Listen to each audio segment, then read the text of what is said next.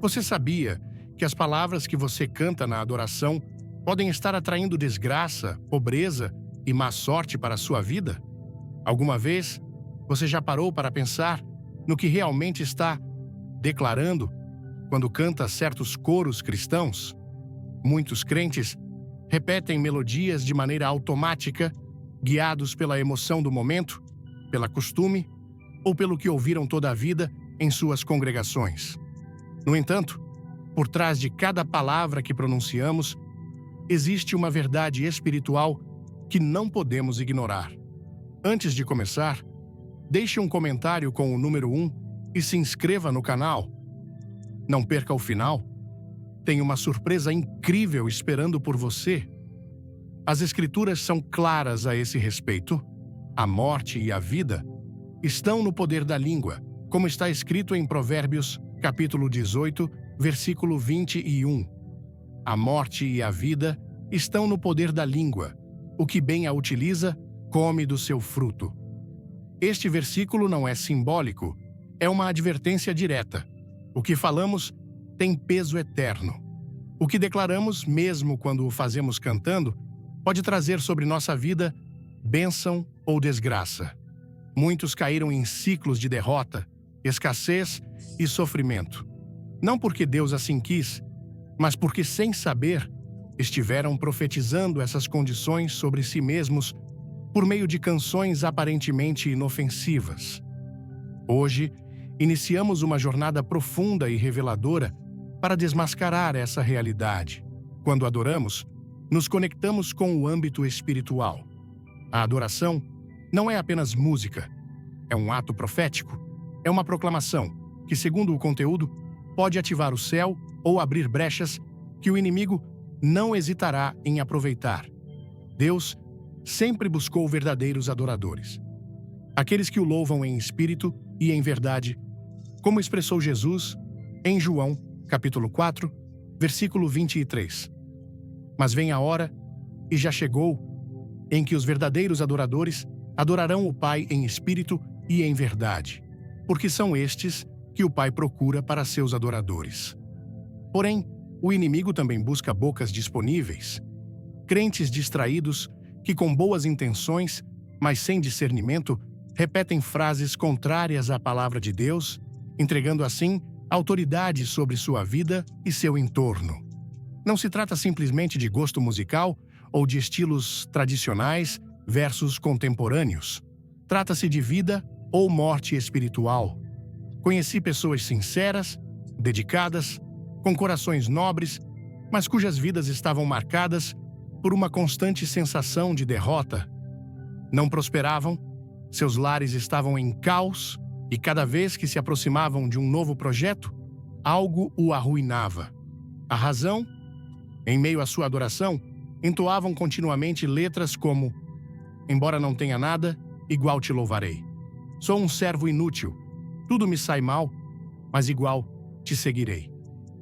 Frases envolvidas em uma falsa humildade que, longe de exaltar a Deus, glorificavam o sofrimento perpétuo e a escassez como se fossem virtudes bíblicas.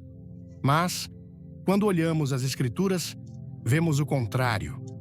Deus não chamou seu povo a viver em miséria emocional nem espiritual.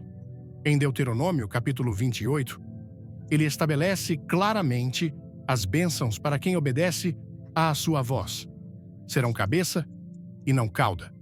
Prestarão e não pedirão emprestado, serão abençoados na cidade e no campo. Como então? Podemos cantar com convicção que não temos nada, que estamos destinados à dor e que tudo está perdido. Não é isso contradizer diretamente a palavra daquele a quem dizemos louvar? Curtiu o tema? Clique no like, se inscreva e comente "Quero mais", para não perder o final bombástico deste vídeo. A adoração verdadeira não nasce da autocomiseração, nasce da revelação.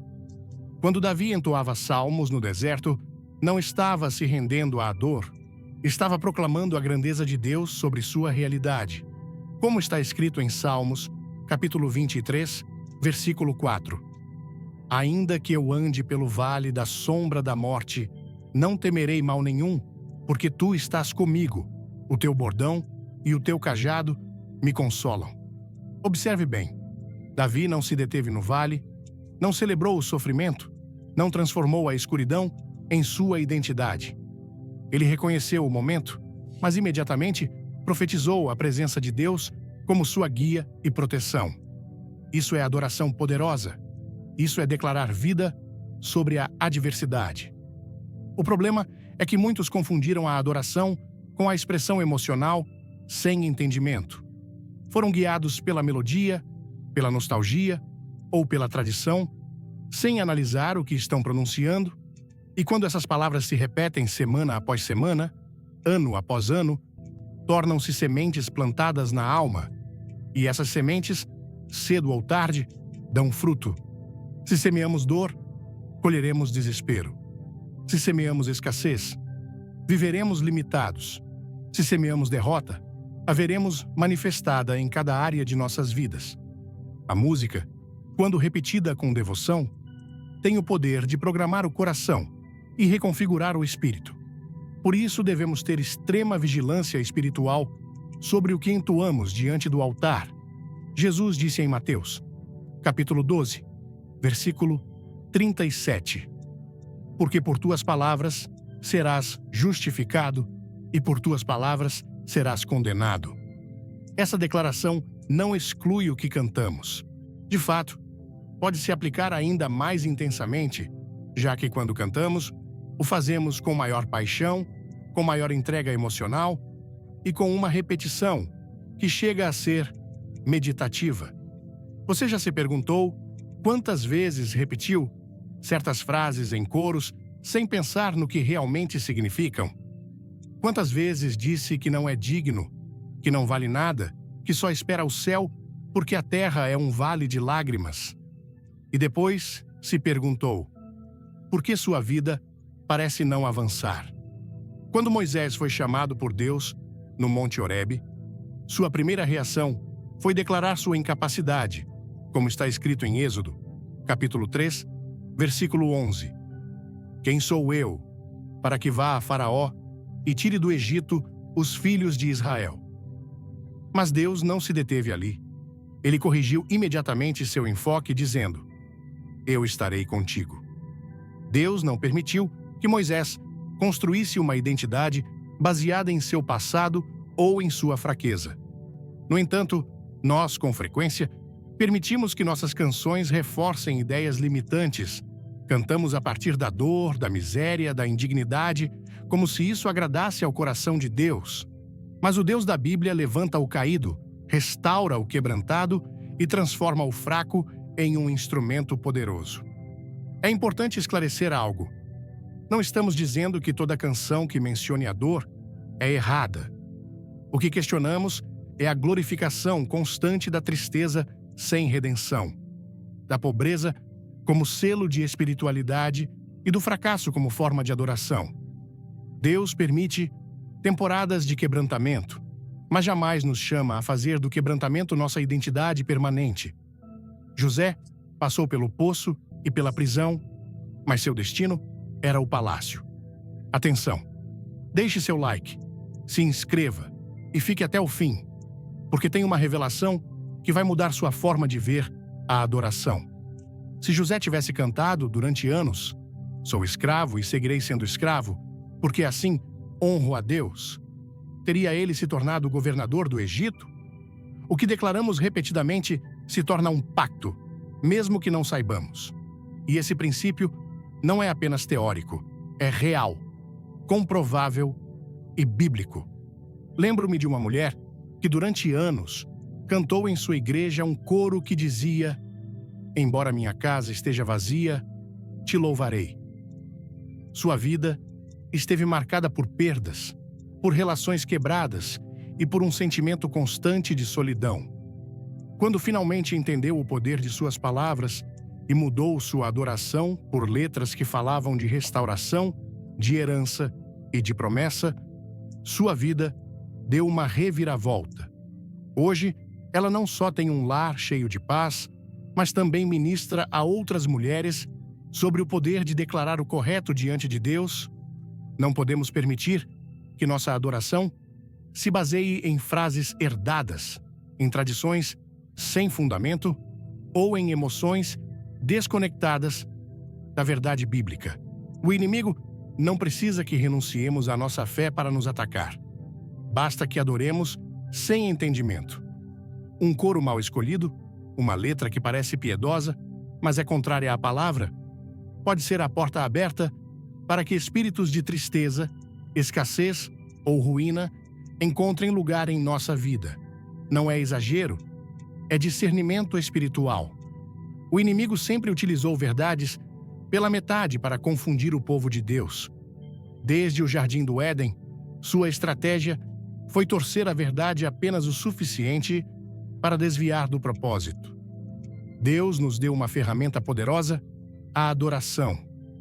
Em 2 Crônicas, capítulo 20, quando o povo de Judá foi atacado por um exército numeroso, o rei Josafá ordenou que se colocassem cantores à frente do exército. O que cantavam? Glorificai ao Senhor, porque a sua misericórdia dura para sempre. Esse coro, simples, mas carregado de verdade bíblica, provocou confusão no acampamento inimigo.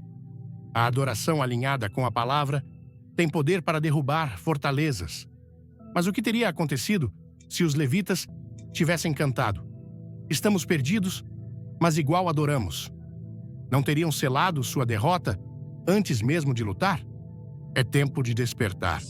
É tempo de analisar cada palavra que sai de nossa boca, especialmente quando adoramos. Não podemos continuar cantando o que nos enfraquece. Não podemos continuar declarando miséria e derrota e esperar vitória. Devemos alinhar nossas canções com as promessas eternas de Deus. Ele nos chamou para sermos luz, para sermos cabeça, para vivermos em vitória, para caminharmos como filhos adotados e redimidos, não como mendigos espirituais que se conformam com migalhas. A adoração verdadeira não nega as dificuldades, mas também não se rende a elas.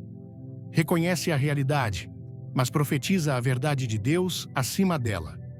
E essa verdade diz que somos mais que vencedores, que tudo podemos em Cristo que nos fortalece, que se Deus é por nós, ninguém poderá estar contra nós, como está escrito em Romanos, capítulo 8, versículo 37. Em todas estas coisas, porém, somos mais que vencedores, por meio daquele que nos amou. Essa é a classe de canto que abre os céus. Essa é a melodia que rompe cadeias, que sara corações e que transforma atmosferas. Hoje, Deus te chama a ser um adorador consciente, um profeta no altar, alguém que entende que cada palavra entoada tem poder eterno. Não te conformes com cantar o que sempre cantaste. Examina, discerne, pergunta: isso que estou dizendo exalta a Deus ou glorifica a dor? Declara vida ou perpetua o sofrimento? Tua voz tem poder. Usa-a para levantar, para liberar, para proclamar o reino. E se até hoje cantaste sem saber, não temas. Deus, em sua misericórdia, não apenas perdoa, mas também restaura. Comece hoje mesmo a encher tua boca de canções que declarem sua fidelidade, sua provisão, seu propósito sobre ti. Deixa para trás os coros que atam e abraçam uma adoração que liberta. Estás pronto para mudar tua voz e, com ela, teu destino? A adoração não é apenas um ato emocional, é uma declaração espiritual com consequências reais e duradouras. O que muitas vezes se canta nos altares, embora soe doce ao ouvido e pareça piedoso, pode estar em profunda contradição com a palavra de Deus. Esse conflito, sutil, mas poderoso, foi ignorado por tempo demais. Muitos coros cristãos populares foram construídos sobre uma base emocional, uma mistura de tradição, sofrimento humano e frases que não resistem ao peso da Escritura. A pergunta que devemos nos fazer não é se um coro nos comove, mas se esse coro está alinhado com as promessas eternas de Deus. Por que cantar algo que contradiz a palavra? por mais belo que soe, é semear erro na alma. O povo de Deus perece por falta de conhecimento, como declara Oséias, capítulo 4, versículo 6. O meu povo está sendo destruído porque lhe falta o conhecimento. Essa declaração não se aplica apenas a doutrinas mal compreendidas, mas também às expressões que se elevam em forma de cântico. Vamos lá, comente "Glória a Deus". Se está pronto para essa mensagem e não saia antes do final, tem algo especial para você. O que sai de nossa boca na adoração deve estar profundamente enraizado na verdade, não em emoções, não na tradição de um movimento ou denominação, mas no que Deus já estabeleceu.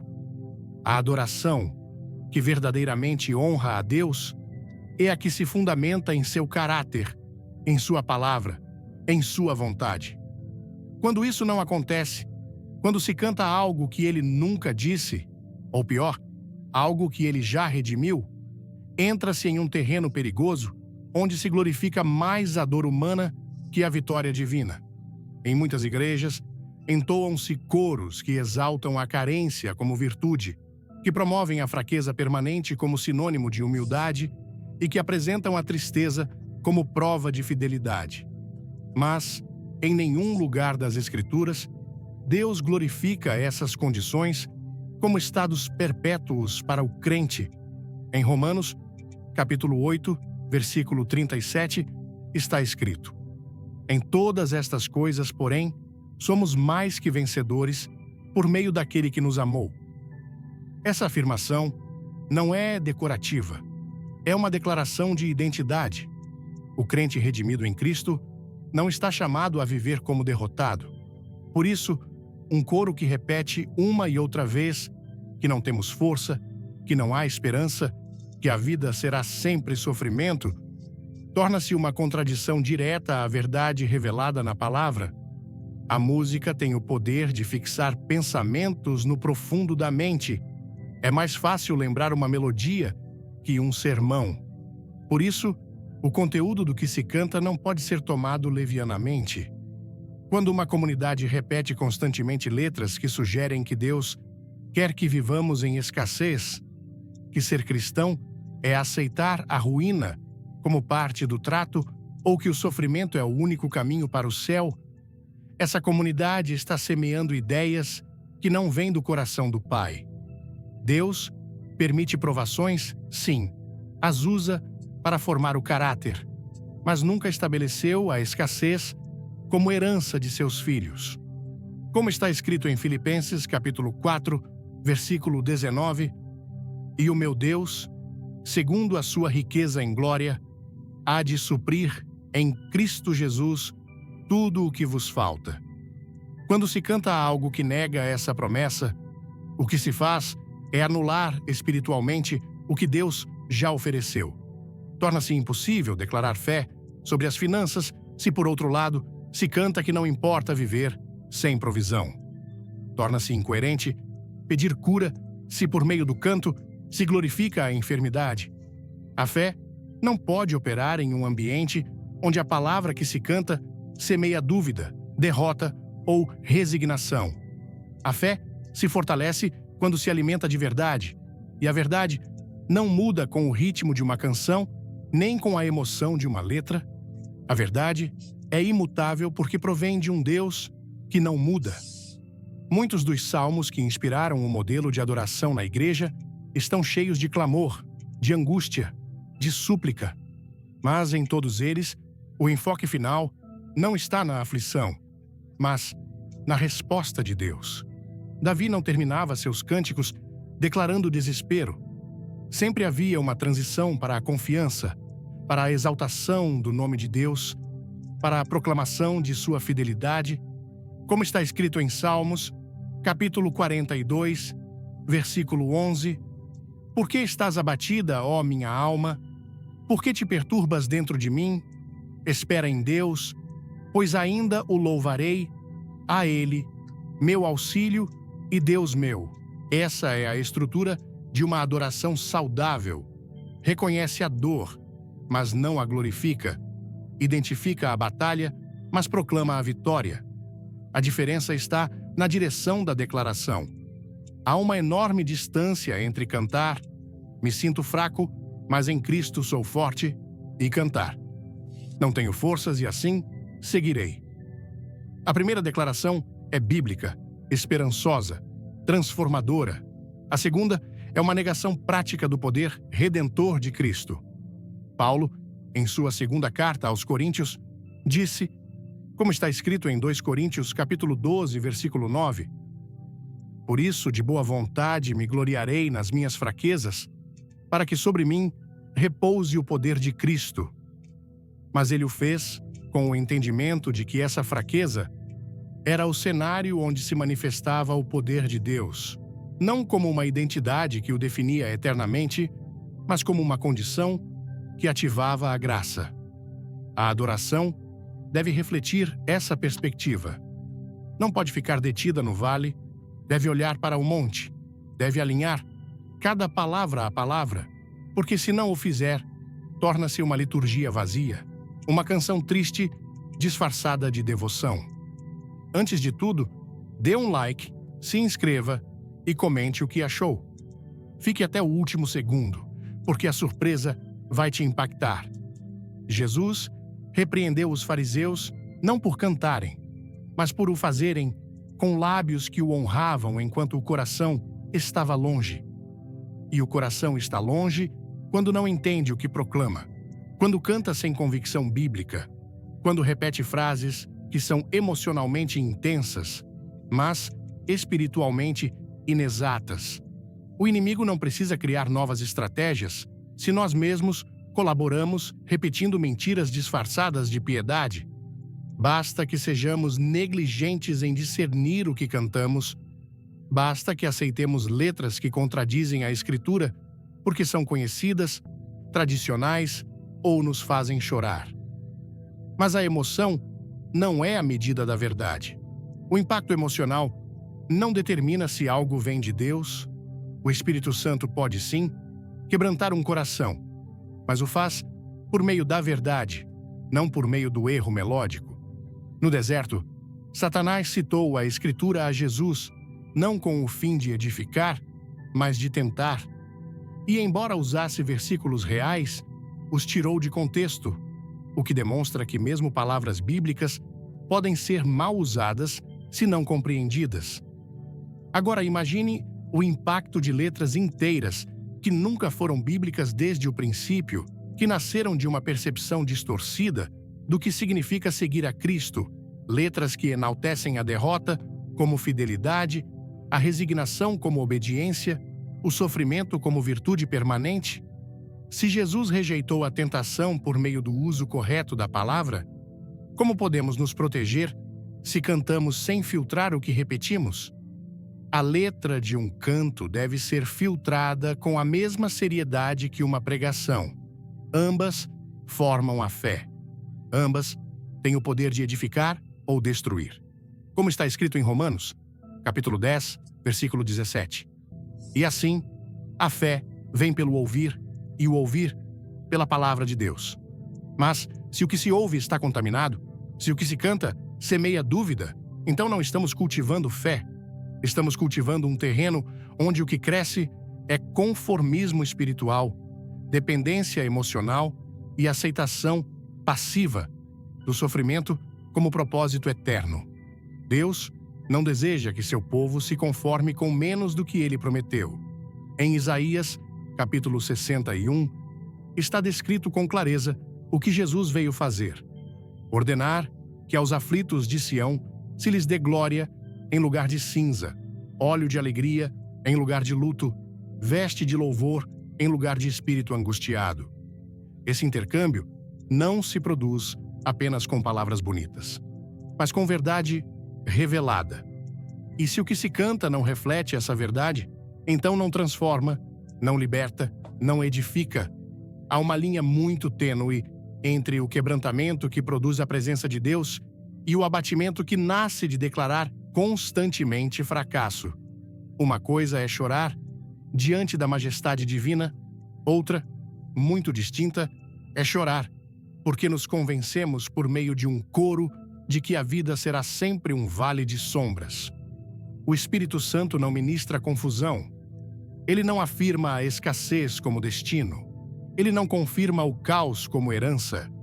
A obra do Espírito é testificar ao nosso espírito que somos filhos de Deus. E os filhos, por definição, têm acesso, têm identidade, têm herança. Por isso, cada letra deve ser examinada com temor reverente, porque o que se canta nos altares molda gerações. Porque o que se repete como adoração se instala como doutrina, embora nunca tenha sido ensinado desde um púlpito. A música tem esse poder e, se não a usarmos com discernimento, estaremos edificando com palha e feno, em vez de ouro e pedras preciosas. Paulo advertiu, em 1 Coríntios, capítulo 3, versículo 13. A obra de cada um se manifestará, pois o dia a declarará, porque pelo fogo será revelada, e o fogo provará qual seja a obra de cada um. Isso inclui também o que cantamos, porque o que entoamos na presença de Deus tem peso eterno. O chamado hoje é claro. Não se trata de criticar melodias, mas de alinhar mensagens. Não se trata de julgar compositores, mas de discernir letras. A responsabilidade está em cada crente, em cada adorador, em cada ministro. Examinar o que se canta é um ato de obediência, um gesto de amor pela verdade, um passo rumo a uma adoração que transforma não apenas o ambiente de uma igreja, mas o destino espiritual dos que participam dela. Deus busca adoradores em espírito e em verdade. E essa verdade não muda, não se adapta à cultura, não se negocia com emoções, é a mesma ontem, hoje e para sempre. Essa verdade deve ser o padrão pelo qual medimos cada palavra que se canta, porque cantar é declarar, cantar é semear, cantar é profetizar, e não se pode profetizar erro e esperar colher bênção. A adoração tem o poder de moldar não apenas nossa atmosfera espiritual, mas também nossa percepção de Deus, de nós mesmos e da vida que Ele planejou para seus filhos. Mas, quando essa adoração se alimenta de letras que exaltam a derrota como condição permanente, o resultado é uma distorção grave da mensagem do Evangelho. Há coros que, sem intenção maliciosa, foram adotados por gerações inteiras e repetidos com devoção, sem considerar que promovem não a esperança que a cruz oferece, mas uma espiritualidade resignada, empobrecida e desprovida de redenção. Essa é a razão pela qual muitas vidas, apesar de amarem a Deus sinceramente, parecem estar atadas a ciclos de fracasso, limitação e tristeza. A mensagem de Jesus Cristo não foi um chamado ao sofrimento sem propósito, foi um anúncio de liberdade, de restauração e de vitória sobre tudo o que oprime o ser humano.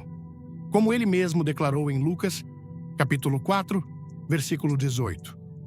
O Espírito do Senhor está sobre mim, pelo que me ungiu para evangelizar os pobres.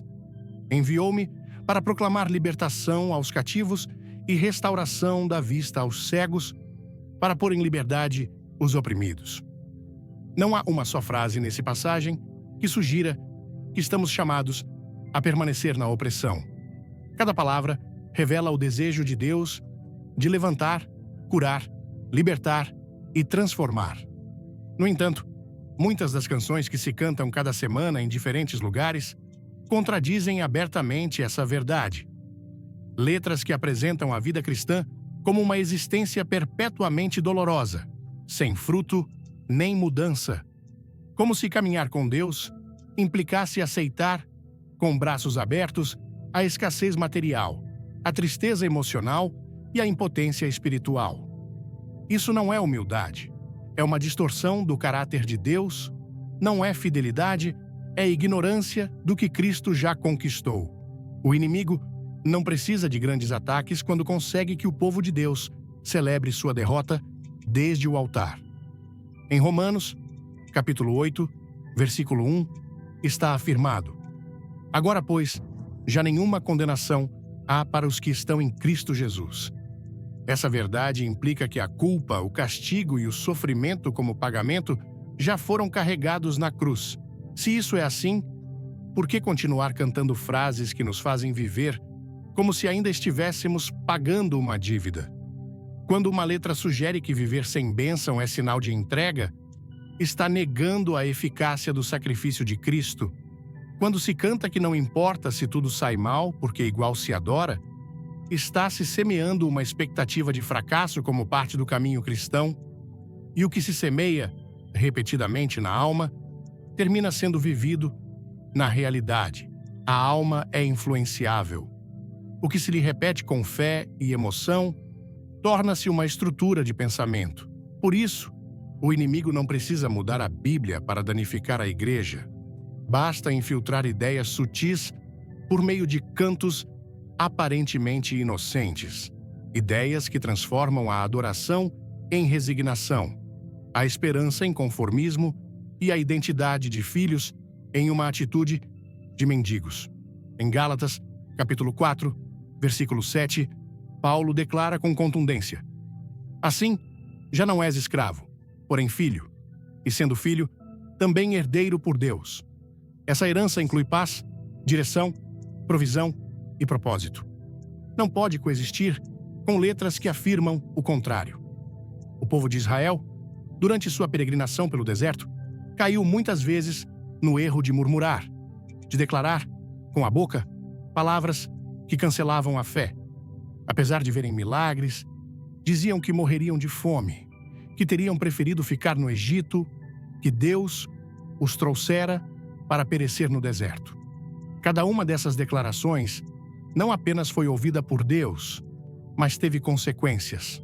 Em Números, capítulo 14, versículo 28, está registrada uma resposta aterradora. Vivo eu, diz o Senhor, que como falastes aos meus ouvidos, assim farei convosco. Isso revela que o que se diz, mesmo sem intenção de profecia, tem o poder de moldar a realidade quando nasce da incredulidade. Quanto mais perigoso é repetir, semana após semana, cânticos que expressam derrota, frustração e abandono. A adoração não pode ser apenas um desabafo emocional, deve ser uma proclamação do que Deus diz que somos. Quando se canta que nada mudará, está se rejeitando a promessa de transformação. Quando se diz que se seguirá cantando, embora não haja nada bom na vida, está se validando uma teologia de miséria que não tem respaldo bíblico. Jó, em seu momento de crise, disse, como está escrito em Jó, capítulo 1, versículo 21, o Senhor o deu, o Senhor o tomou, bendito seja o nome do Senhor. Essa declaração é profunda, mas, mesmo Jó, ao final, teve que reconhecer que muitas de suas palavras não refletiam com exatidão a grandeza de Deus. Em Jó, capítulo 42, versículo 3, ele mesmo admite: falei, pois, o que não entendia, coisas maravilhosas demais para mim, as quais eu não conhecia. Às vezes, o que cantamos também nasce de uma compreensão parcial, mas, uma vez revelada a verdade, não podemos continuar repetindo o que nega a esperança. No Novo Testamento, os discípulos viveram perseguição, escassez temporária e rejeição. Mas em meio a tudo, seus cânticos não exaltavam a dor, mas a fidelidade de Deus. Paulo e Silas, encarcerados em Filipos, entoavam hinos enquanto estavam presos no cepo, como está escrito em Atos, capítulo 16, versículo 25. Por volta da meia-noite, Paulo e Silas oravam e cantavam hinos a Deus, e os demais companheiros de prisão escutavam. Não cantavam sobre sua dor, mas sobre o Deus que os sustentava. E, em resposta, os alicerces da prisão tremeram, as cadeias se romperam e as portas se abriram. Porque quando a adoração é verdadeira, provoca a intervenção divina. Quando o que se canta está alinhado com a natureza de Deus, o céu responde. Mas quando se canta para celebrar o fracasso, não há atmosfera espiritual que possa ser rompida. Como está escrito em Isaías, capítulo 54, versículo 17. Nenhuma arma forjada contra ti prosperará, e toda língua que se levantar contra ti em juízo, tu a condenarás. Essa promessa também implica que não devemos levantar nossas próprias línguas contra nós mesmos. E isso inclui as canções. Se uma letra proclama que tudo irá mal, que não há saída, que a escuridão será permanente, então essa letra se torna uma arma forjada contra a promessa. Não porque a música tenha poder mágico, mas porque Deus leva muito a sério o que seus filhos declaram, especialmente quando o fazem com devoção. A adoração deve ser coerente com a cruz. Tudo o que não exalta o que Jesus conquistou é uma sombra que tenta ofuscar a luz do Evangelho. Em 2 Coríntios, capítulo 2, versículo 14, somos lembrados: graças, porém, a Deus, que em Cristo sempre nos conduz em triunfo. O termo sempre não é circunstancial, não é poético, é uma afirmação teológica. Se nossas canções não refletem essa verdade, então não estão adorando ao Cristo ressuscitado, mas há uma ideia de fé que se deteve no sofrimento sem redenção. O poder da adoração não está na emoção que produz, mas na verdade que proclama. Uma letra pode ser musicalmente perfeita e emocionalmente poderosa, mas, se está construída sobre conceitos errados, não edifica.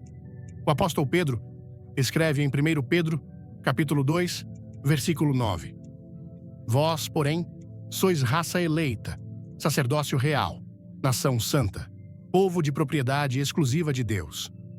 Essa identidade deve se refletir em cada canto. Não somos escravos do fracasso, nem embaixadores da escassez. Somos herdeiros de um reino inabalável. Cantar outra coisa é negar o sangue que foi derramado. A adoração, quando fundamentada na palavra, torna-se uma declaração profética que abre caminho. Mas, quando baseada em emoções não filtradas, transforma-se em uma barreira. Em vez de avançar para a liberdade, reforça os muros de uma prisão emocional e espiritual. Deus não precisa que seus filhos lhe cantem desde a resignação. Ele quer que o adorem desde a certeza de sua fidelidade. Em Hebreus, capítulo 11, versículo 6, está afirmado: sem fé, é impossível agradar a Deus.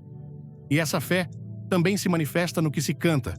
É tempo de levantar uma geração que adore com entendimento, que rejeite as letras que glorificam a derrota e que abrace a verdade das Escrituras como base de toda expressão musical.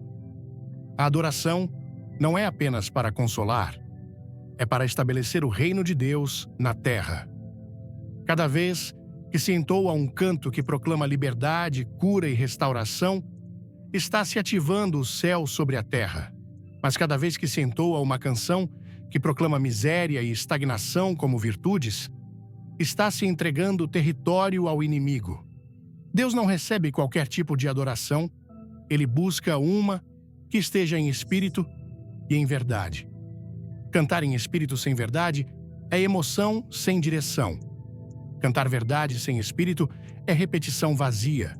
Ambas devem estar presentes para que a adoração tenha o peso espiritual que transforma atmosferas. A letra importa. O que se canta importa, porque essas palavras são sementes, e cada semente produz fruto segundo sua natureza. Não podemos continuar tolerando que nos altares se cantem declarações de derrota envoltas em melodias atraentes. É hora de levantar um padrão, de ensinar com clareza que a adoração deve refletir a redenção, que as canções devem ser instrumentos de edificação, não veículos de erro, porque do contrário, continuaremos vendo crentes fiéis vivendo vidas limitadas não por falta de fé, mas por falta de verdade no que cantam. A liberdade que Cristo oferece não é simbólica, é real, concreta e transformadora e deve ser proclamada com valentia em cada letra. Qualquer outra coisa não é adoração, é um retrocesso. E o povo de Deus não foi chamado a retroceder, foi chamado a avançar. a conquistar, a proclamar seu reino com poder e verdade. E isso começa com o que sai de seus lábios. Porque no reino, as palavras criam realidades, e o que se canta tem o poder de abrir o céu ou de fechá-lo. A dimensão espiritual de nossas palavras é uma realidade que não pode continuar sendo ignorada, especialmente quando falamos de adoração. Cantar não é simplesmente um exercício musical. É uma expressão espiritual que gera acordos, ativa princípios e estabelece atmosferas. E o problema não é que se cante, mas que se cante sem discernimento. Muitas vezes, o que parece uma simples canção termina se convertendo em um pacto inconsciente com ideias que não provêm de Deus, mas de uma estrutura de pensamento contrária à sua palavra. Por isso, quando o povo de Deus canta sem filtrar o que repete, sem examinar a origem e o conteúdo do que declara, termina se alinhando com mensagens que atraem justamente o que desejam evitar: ruína, estagnação e perda espiritual. O poder de um acordo reside na concordância. Como está escrito em Amós, capítulo 3, versículo 3. Andarão dois juntos, se não estiverem de acordo. Essa escritura nos mostra que para caminhar com algo, para avançar junto a uma verdade, deve haver primeiro acordo. No âmbito espiritual, esse princípio opera com igual força. O que se canta com devoção não apenas se memoriza, se aceita. E o que se aceita, se ativa. Cada vez que uma congregação canta frases que exaltam a tristeza, que declaram escassez como um estilo de vida, ou que apresentam o abandono como sinal de fé, está entrando, sem saber, em um acordo com realidades que não foram estabelecidas por Deus. O mundo espiritual responde a declarações e não faz exceções por ignorância. O inimigo não precisa que alguém negue sua fé para operar. Basta que declare o contrário ao que Deus disse. Quando as palavras que saem de nossa boca, especialmente no contexto da adoração, contradizem o que o céu decretou, abre-se uma brecha por onde entram confusão, atadura e desgaste espiritual. As canções não são neutras, são instrumentos que constroem ou destroem.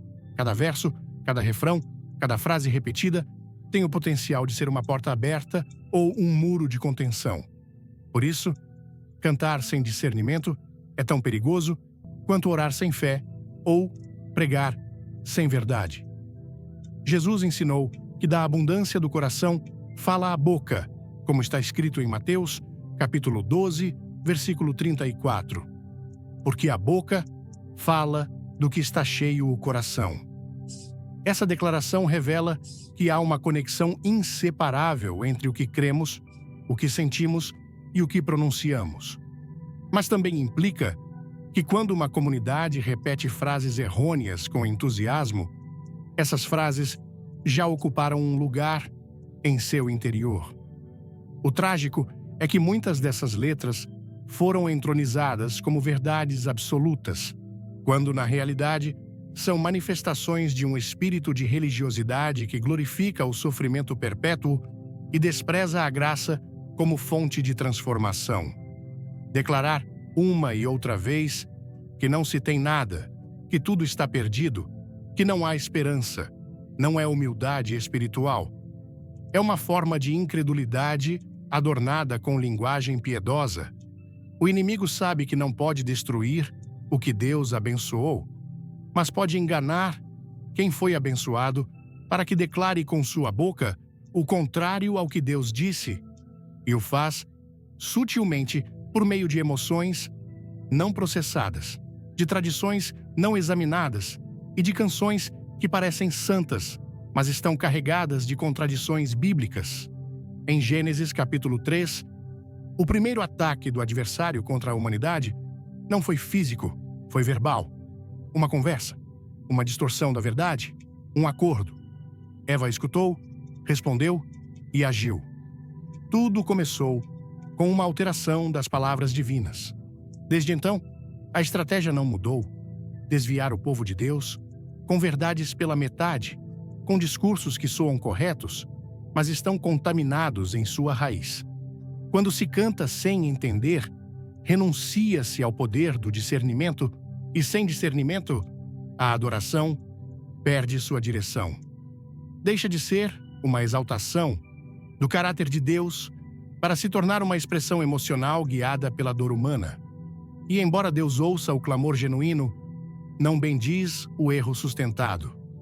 Não pode respaldar canções que afirmam o contrário à sua palavra. Não se pode declarar que Deus é provedor e, ao mesmo tempo, cantar que não importa viver em necessidade constante. Não se pode proclamar que em Cristo há liberdade e repetir em coro que a escuridão é eterna. Essa contradição cria confusão espiritual, e onde há confusão, há desordem. E onde há desordem, há terreno fértil para a ação do inimigo. A Escritura adverte que o povo de Deus deve ter sua mente renovada, transformada, alinhada com a verdade do Evangelho, como está escrito em Romanos, capítulo 12, versículo 2. E não vos conformeis com este século, mas transformai-vos pela renovação da vossa mente. Essa transformação inclui a maneira como se adora.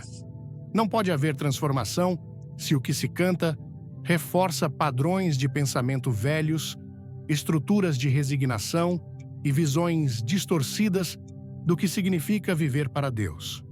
Quando um povo canta sem pensar, sem discernir, sem filtrar, torna-se um coro que canta em direção oposta ao Espírito Santo. Os acordos nem sempre se fazem conscientemente. Muitos se formam por repetição, por hábito, por familiaridade, mas o reino espiritual não espera a intenção para ativar uma palavra. Espera a autoridade. E cada crente, ao abrir a boca, porta uma. Quando uma congregação canta uma letra impregnada de resignação, tristeza ou conformismo e o faz com paixão, está exercendo essa autoridade a favor de uma mensagem errônea. A atmosfera que se cria não é de fé, é de pesar, não é de expectativa, é de resignação. E isso se percebe. A presença de Deus não se ausenta por capricho, retira-se quando o que se proclama é incompatível com sua verdade. Em Hebreus, capítulo 11, versículo 6, está escrito que é impossível agradar a Deus sem fé. E essa fé não se limita ao que se crê em silêncio, mas se expressa com palavras. Portanto, cantar desde a dúvida, desde o desespero, desde o temor, é cantar sem fé. E sem fé, não há manifestação do eterno. O céu responde a declarações alinhadas com sua natureza, e a natureza de Deus é redentora, restauradora, poderosa. Qualquer letra que negue isso está desalinhada. A adoração sem entendimento torna-se uma porta aberta à manipulação espiritual. Porque quando não há clareza, o emocional toma o controle. E o emocional, quando não é guiado pela verdade, transforma-se em um ídolo. Canta-se porque a melodia comove, não porque o conteúdo edifica. Repete-se porque gera um efeito sentimental, não porque transmite uma revelação. E assim, o que deveria ser uma plataforma de proclamação divina converte-se em um cenário para a repetição de ideias sem vida. Em Eclesiastes, capítulo 5, versículo 2, há uma advertência precisa. Não te precipites com a tua boca, nem o teu coração se apresse a proferir palavra perante Deus. Essa instrução, embora escrita em um contexto de oração, aplica-se com total vigência à adoração. Não se trata de cantar o que soa bonito. Trata-se de declarar o que é verdadeiro, de oferecer ao Altíssimo palavras que estejam de acordo com sua natureza, de evitar que o altar se torne um lugar onde se levantam acordos com a dor, com a ruína, com a frustração, em vez de estabelecer alianças com a promessa, a herança e a plenitude. O inimigo busca constantemente lugares de entrada. Ele não pode forçá-los, deve encontrá-los abertos. E um dos acessos mais sutis e menos vigiados é a boca, especialmente quando a boca canta sem reflexão, sem revisão. As palavras que saem do coração do homem, quando não examinadas sob a luz da palavra, tornam-se ferramentas de destruição camufladas de espiritualidade. Jesus advertiu que nem todo o que diz Senhor, Senhor entrará no reino. E poderíamos acrescentar que nem tudo o que se canta com aparente devoção agrada ao Pai se não está enraizado na verdade. O chamado é urgente. É necessária uma geração de adoradores que compreendam que cantar é uma forma de guerra, de intercessão, de proclamação profética, que o que se canta se estabelece, que o que se repete com paixão molda o espírito. Não é suficiente que uma canção seja conhecida. Não basta que tenha sido cantada por anos.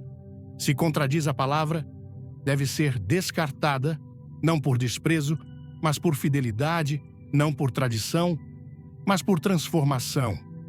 Cada congregação, cada líder, cada crente deve assumir a responsabilidade de revisar sua adoração, porque o que se canta define o que se crê, e o que se crê determina o que se vive. Não se pode viver em vitória quando se canta derrota. Não se pode caminhar em liberdade enquanto se canta escravidão. Não se pode esperar o favor de Deus enquanto se canta ruína. Os acordos devem ser rompidos. As letras devem ser alinhadas. E o coração deve voltar à fonte, a palavra viva, imutável e eterna, que sustenta tudo o que é verdadeiro. Quando a adoração se purifica, quando a letra se filtra, quando o canto se alinha, o céu se abre, porque Deus habita em meio às alabanças de seu povo, mas não em qualquer alabança, senão naquela que reflete sua glória, seu caráter e sua verdade. Essa é a adoração que transforma, que liberta, que sara. Tudo o mais, embora soe devoto, é ruído sem impacto eterno.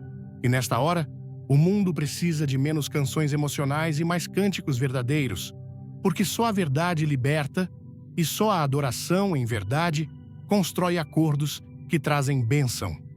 Quando o povo de Deus canta, não apenas eleva sons ao céu, estabelece uma atmosfera que reflete o que crê, o que espera e o que está disposto a declarar sobre sua vida. Embora tenhamos exposto como certas letras podem abrir portas ao desordem espiritual, agora é essencial compreender que também existem cânticos que alinham nossa fé com a verdade eterna, que não apenas honram a Deus, mas desatam libertação, cura e restauração. A diferença não está na complexidade da melodia, nem na intensidade emocional, mas na fidelidade do conteúdo à palavra de Deus. Uma adoração guiada pela verdade não apenas tem o poder de comover, mas de transformar profundamente.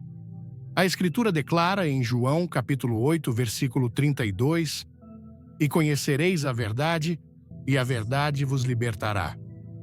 Essa liberdade não é conceitual nem simbólica, é concreta e se manifesta quando se proclama com autoridade o que Deus disse. Cantar o que está alinhado com a verdade bíblica não é um ato estético, é uma guerra espiritual ganha de antemão pelo acordo com o Eterno. Um cântico que exalta a fidelidade de Deus, sua justiça, seu poder para curar, sua promessa de restaurar o que foi destruído, não é apenas um som, é uma espada na boca do crente. É uma declaração de vitória antecipada sobre tudo o que se opõe ao seu propósito. Em Salmos, capítulo 149, revela-se uma imagem poderosa. O povo de Deus, louvando com gozo, enquanto em sua boca há louvores a Deus e em sua mão espadas de 2 fios. Essa combinação não é poética, é estratégica. Adoração e guerra espiritual são inseparáveis quando o que se entoa está fundado na verdade. E é justamente essa adoração biblicamente sólida que rompe ataduras. Não se trata de cantar para sentir, mas de cantar para estabelecer. Porque quando se canta a palavra, quando se proclama com convicção o que Deus já decretou, abrem-se os céus. derrubam-se muros e estabelecem-se vitórias. Como está escrito em Hebreus, capítulo 4, versículo 12. Porque a palavra de Deus é viva e eficaz, e mais cortante do que qualquer espada de 2 gumes. Quando um coro nasce dessa palavra, tem essa mesma eficácia. Não é uma repetição vazia, nem um costume religioso. É uma proclamação com poder para penetrar, cortar, dividir, curar e redirecionar. Cada letra que exalta a verdade de Deus tem a capacidade de restaurar o torto, de levantar o caído, de limpar o contaminado, porque a verdade, quando cantada com revelação, não apenas se ouve, se impõe. O mesmo Jesus, ao enfrentar o inimigo no deserto, não utilizou emoções, nem argumentos humanos. Respondeu com a Escritura. Está escrito. Foi sua declaração constante. Essa atitude é um modelo para a adoração. Cantar o que está escrito, cantar o que está revelado, cantar o que o céu respalda, é uma forma de resistência ativa contra todo ataque espiritual. É, além disso, uma maneira de declarar sobre nossa vida o que Deus já determinou, embora nossas circunstâncias atuais pareçam contradizê-lo. A adoração verdadeira não nega a dificuldade, mas também não se submete a ela. Posiciona-se sobre ela com autoridade espiritual. Em Êxodo, quando Moisés e o povo cruzaram o Mar Vermelho, a primeira coisa que fizeram foi levantar um cântico. Esse cântico não foi uma expressão melancólica, nem uma queixa prolongada, nem um lamento espiritualizado. Foi uma exaltação do poder de Deus, como está escrito em Êxodo, capítulo 15, versículo 1. Cantarei ao Senhor, porque gloriosamente triunfou. Essa adoração não apenas reconhecia o que Deus havia feito, mas estabelecia um precedente. Quando o povo canta desde a vitória, reafirma sua liberdade. Quando canta desde a verdade, sela o que Deus começou. O cântico não foi apenas uma reação, foi uma proclamação que selou o vivido e abriu a porta para o que vinha. A adoração que liberta não nasce da dor, mas da fé. Não surge da emoção, mas do espírito. Não se constrói sobre uma teologia derrotista, mas sobre uma verdade redentora. E essa classe de adoração é necessária hoje mais do que nunca. Porque em meio a tantas vozes, tantas melodias e tantas emoções, só a verdade tem o poder de perdurar. E essa verdade deve estar em cada coro, em cada verso, em cada palavra que se eleva ao céu desde os lábios de quem foi chamado a proclamar sua glória. Não basta evitar os cânticos que atam. É necessário abraçar os que libertam. Não se trata apenas de deixar de cantar erro, mas de começar a declarar com força a verdade. Cada vez que se entoa uma canção que proclama que Deus é refúgio, que Cristo é suficiente, que sua graça sustenta e que seu poder transforma, está se levantando uma muralha contra o desânimo, contra a mentira, contra a dúvida. E essa muralha não é feita de tijolos, mas de verdade revelada. O apóstolo Paulo exortou a igreja a cantar salmos, hinos e cânticos espirituais, como está escrito em Efésios, capítulo 5, versículo 19. Falando entre vós com salmos, entoando e louvando de coração ao Senhor, com hinos e cânticos espirituais. Essa indicação não foi decorativa, foi doutrinária. A música na igreja não é entretenimento, é edificação, é direção, é afirmação do caráter de Deus.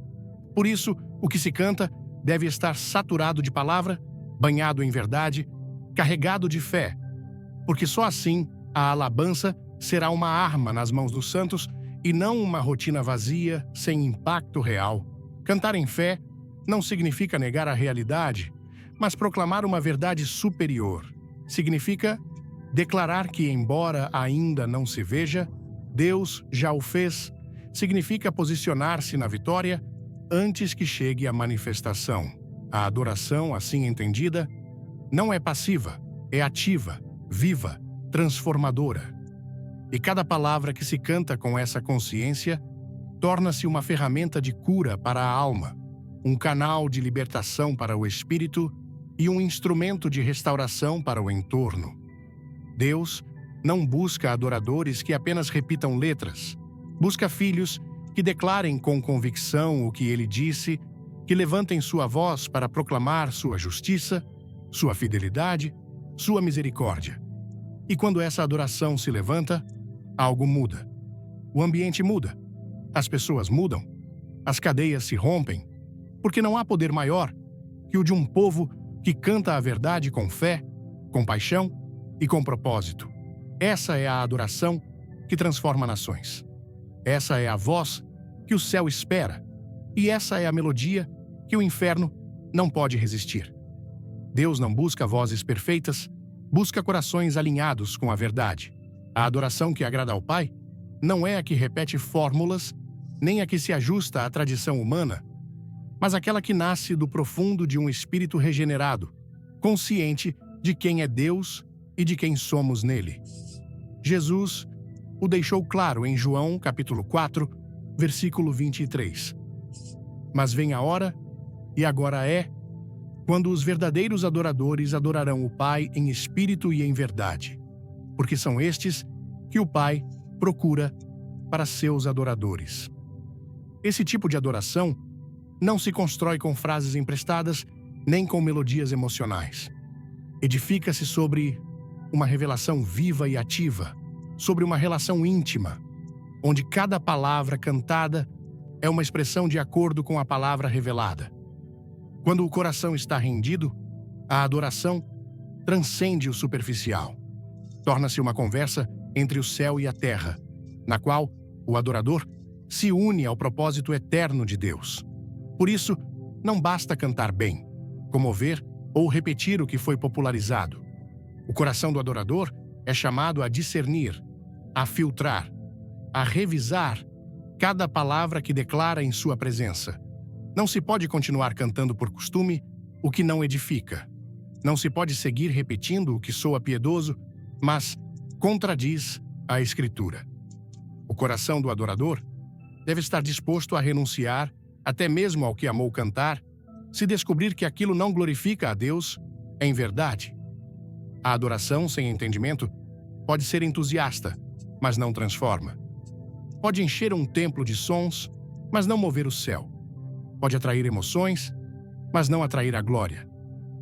Deus não responde à tradição vazia, mas à verdade encarnada na boca e no espírito de quem o adora.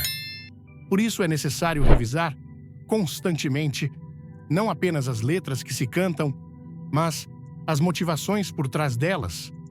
Canta-se para cumprir um momento do culto ou para estabelecer o reino?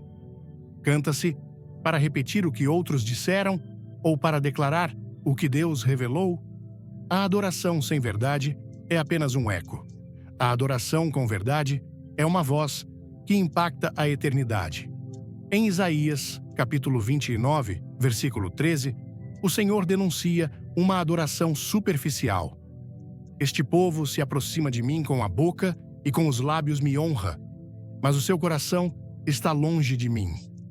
Essa distância entre os lábios e o coração revela a diferença entre uma canção e uma declaração espiritual. O adorador verdadeiro não repete, revela, não atua, ministra, não entretém. Estabelece presença. E para lograr isso, seu coração deve estar rendido, seu espírito afinado e sua boca comprometida com a verdade que Deus já disse. É tempo de levantar uma geração de adoradores que não continuem repetindo letras que promovem pobreza espiritual, confusão ou sofrimento sem redenção. É tempo de entoar o que Deus disse, de declarar seu poder, sua justiça, seu amor e sua direção. Porque quando o coração do adorador se alinha com a palavra, cada cântico torna-se uma porta aberta para que o céu invada a terra. E esse é o tipo de adoração que transforma vidas, que muda destinos, que desata milagres, porque não se canta desde a emoção, mas desde a convicção E onde há verdade, há liberdade. Quando assisti ao vídeo Não Volte a Cantar Nunca Mais, estes coros cristãos atraem desgraças, pobreza e má sorte, senti um impacto profundo em meu coração. Como brasileiro, cresci em uma cultura onde a música gospel é mais do que apenas som. Ela é uma expressão de fé, de emoção e de conexão com Deus. Cantar no culto, na igreja ou até mesmo em casa sempre foi uma forma de me aproximar do céu, de sentir a presença do Espírito Santo. Mas o que nunca havia passado pela minha cabeça era o peso espiritual das palavras que saem da minha boca quando adoro. Esse vídeo abriu meus olhos para uma verdade que, embora pareça óbvia agora, estava escondida em minha rotina de adoração. As palavras que cantamos têm poder, e nem todas as letras que repetimos com paixão estão alinhadas com as promessas de Deus. A mensagem do vídeo me fez refletir sobre como, muitas vezes, cantamos sem pensar, guiados apenas pela melodia ou pela emoção do momento. No Brasil, onde a música gospel é tão vibrante e cheia de fervor, é fácil se deixar levar por coros que parecem piedosos, mas que, na verdade, podem estar declarando derrota, pobreza ou sofrimento. Lembro-me de coros que cantei por anos, como Embora Não Tenha Nada, Igual Te Louvarei, ou Sou um Servo Inútil, sem nunca questionar o que estava proclamando. O vídeo me confrontou com a realidade de que essas palavras, mesmo cantadas com sinceridade, podem estar plantando sementes de limitação em minha vida.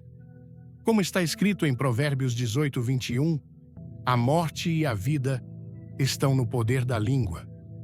Essa verdade bíblica me fez perceber que não posso ser negligente com o que declaro, especialmente na adoração, que é um momento de conexão direta com o espiritual. O que mais me tocou foi a ideia de que a adoração não é apenas um ato emocional, mas um ato profético. No Brasil, onde a fé é vivida com tanta paixão, muitas vezes confundimos emoção com espiritualidade. Chorar durante um louvor ou sentir arrepios não significa automaticamente que estamos agradando a Deus.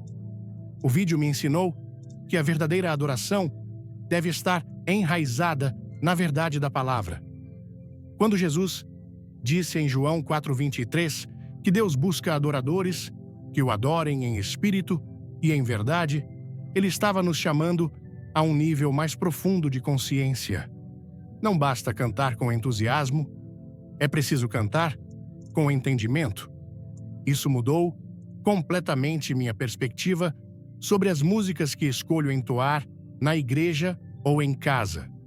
Uma das lições mais poderosas que tirei foi a importância do discernimento espiritual. No contexto brasileiro, onde as igrejas estão cheias de cânticos que misturam tradição, emoção e, às vezes, ideias erradas sobre humildade, precisamos ser vigilantes. Muitas vezes, cantamos letras que glorificam a escassez ou o sofrimento como se fossem virtudes. Mas Deus nos chamou para sermos cabeça e não cauda, como diz Deuteronômio 28. Esse chamado à vitória não significa negar as dificuldades, mas proclamar a verdade de Deus acima delas. O vídeo me desafiou a examinar cada palavra que canto, perguntando: isso exalta a glória de Deus ou perpetua uma mentalidade de derrota? Essa pergunta agora guia minha adoração. Aplicando isso à minha vida, decidi fazer uma revisão consciente dos cânticos que entoo. No Brasil, onde a música gospel é parte essencial da vida cristã, isso exige coragem. Não é fácil abandonar coros que fizeram parte da nossa história ou que nos emocionam profundamente, mas entendi que minha responsabilidade como adorador vai além de sentir. É sobre construir, com minhas palavras, uma atmosfera de fé, esperança e vitória. Comecei a selecionar hinos e cânticos que proclamam as promessas de Deus, como sua provisão, sua cura e seu poder transformador. Por exemplo, em vez de cantar sobre a dor, como se fosse minha identidade, escolho letras que declaram: sou mais que vencedor em Cristo Jesus. Romanos 8:37. Essa mudança já trouxe uma nova perspectiva para minha vida espiritual e até mesmo para minhas atitudes diárias. Outro aprendizado importante foi sobre o impacto das palavras repetidas. No Brasil, onde a repetição de coros é comum nos cultos, muitas vezes cantamos frases por anos sem perceber o que estamos semeando. O vídeo me alertou que assim, como uma semente plantada no solo, produz fruto, as palavras que canto com fé e emoção moldam minha realidade. Isso me levou a ser mais intencional, não apenas na adoração, mas em todas as áreas da minha vida. Comecei a prestar atenção às palavras que falo no dia a dia, seja em orações, conversas ou até pensamentos. Se as palavras têm poder, como ensina a Bíblia, então preciso usá-las para edificar, não para destruir. Na cultura brasileira, onde a comunidade é tão valorizada, também aprendi que minha adoração não afeta apenas a mim, mas a todos ao meu redor. Quando canto com verdade, estou ajudando a criar uma atmosfera espiritual que pode transformar minha família, minha igreja e até minha cidade. Isso me motivou a compartilhar o que aprendi com outros irmãos, incentivando-os a refletir sobre as letras que cantam. No Brasil, onde a fé é expressa de forma tão coletiva, esse tipo de discernimento pode impactar gerações inteiras. Por fim, o vídeo me ensinou que a adoração é uma arma espiritual. Assim como Josafá enviou cantores à frente do exército em 2 Crônicas 20, eu posso usar minha voz para abrir caminho no mundo espiritual. Mas isso só acontece quando minhas palavras estão alinhadas com a verdade de Deus. Essa lição me deu um senso de responsabilidade e propósito. Agora, cada vez que abro a boca para louvar, sei que estou profetizando, declarando vida e rompendo cadeias. Isso transformou minha adoração em algo mais profundo, mais intencional e mais poderoso. Se esta mensagem tocou seu coração, não deixe de curtir este vídeo, compartilhar com seus amigos e se inscrever no canal para não perder nenhum conteúdo. Comente abaixo o que você achou e escreva: "Quero adorar em verdade", para mostrar que está pronto para transformar sua adoração. Fique até o final, porque temos uma surpresa especial que vai te inspirar ainda mais. Vamos juntos levantar uma geração que louva com discernimento e poder.